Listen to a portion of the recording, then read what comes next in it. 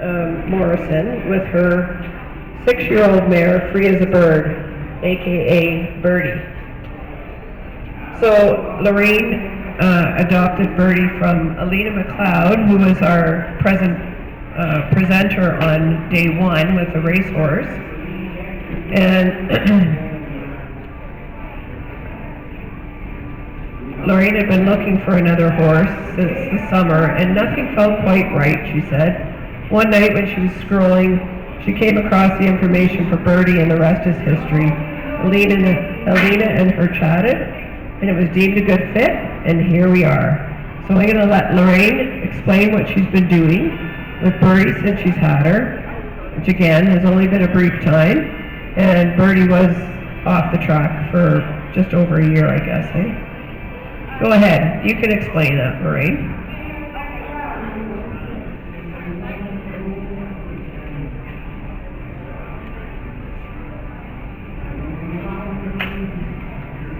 Is it working? Yeah, there we go. So yeah, I adopted Birdie at the end of December from Alina. Birdie's actually my second Standardbred. I had a Standardbred back in Ontario, and unfortunately I had to give her back to the breeder after my divorce.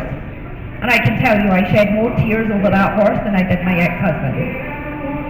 So I personally feel that the breed is very underestimated. They have a reputation as having huge jug heads, and they'll never do anything but pace. My previous Standardbred was an awesome jumper, could do dressage, and she would trail ride bareback. She was awesome. And the reason I love Standardbreds is they're handled daily. They don't have that high flight response like the Thoroughbred does, but they're exposed to so much at the track that means when you get them, they've been exposed to so much, which makes them a much calmer, easier horse to handle. Being closer to 50 than 40, we don't bounce like we used to, so Birdie is about the only breed, Standardbred that I would consider backing myself. And I recently backed Birdie. She's had less than 2 hours under saddle. We were going to ride through the obstacles today, but unfortunately she was playing with the youngsters in the field and hurt her pelvis and had body work on Thursday.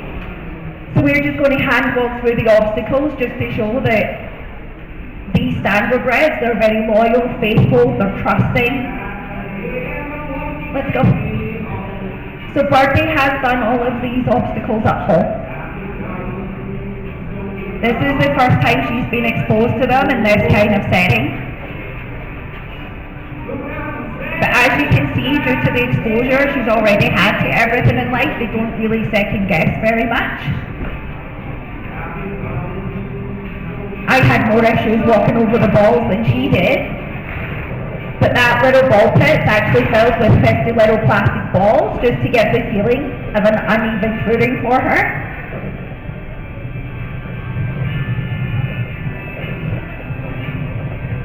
And obviously to begin with the obstacles at home, we did introduce them gradually.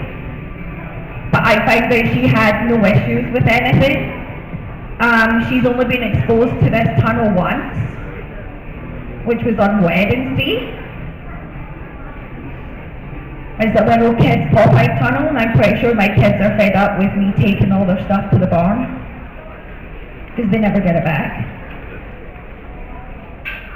But as those of you that know me, they'll know that randomly I will dress up in one of my inflatable costumes, and I will randomly go feed my horses, dressed as an inflatable axolotl, a hippo,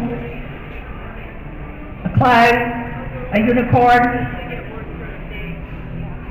But as you can see, this top tight, she's a little bit weighty.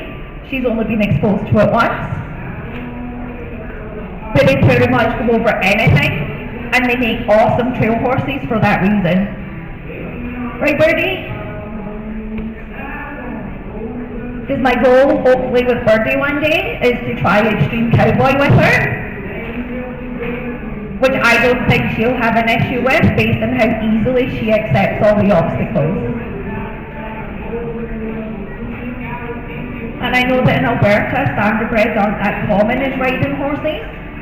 Back in Ontario, they have a whole society, a whole show series, and there's standardbreds out there winning cow cutting competitions, barrel races, jumper shows. So they're exceptionally versatile, and I believe that the rest of the standardbreds that are going to showcase their talents this afternoon